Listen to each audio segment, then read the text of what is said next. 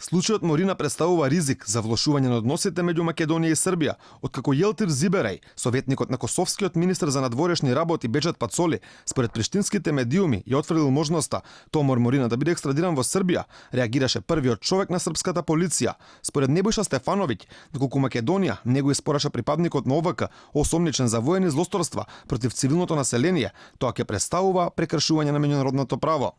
Ја просто не могу да верувам да се тоа неќе десити. Јас не можам да верувам дека тоа нема да се случи. А доколку не се случи, тоа ќе значи дека не постои почитување на меѓународното право.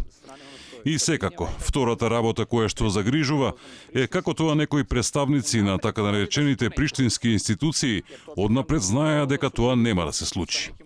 Тоа индицира дека биле во дослух со некои од правосудните органи во Македонија. Не можам да замислам дека Македонија би си го дозволила тоа. Јас во тоа не верувам. Господинот Заев кажа дека тие ќе го почитуваат меѓународното право.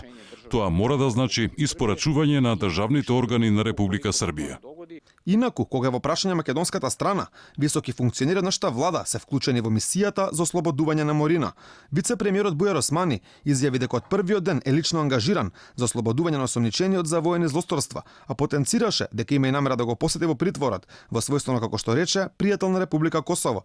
Во таа насока веќе побарал дозвола за такво нешто од судиката која му определи притвор на Морина. Специфично е што потерницата не е преку билатералната соработка преку српскиот Интерпол, туку напротив преку централата на Интерпол во Лион, и затоа нашата држава треба да постапува според сите процедури. Нашиот притисок е до Министерството за правда да ја забрза постапката, а мојата посета до него е како пријател на Република Косово и како представник на влада кој што е пријател на Република Косово.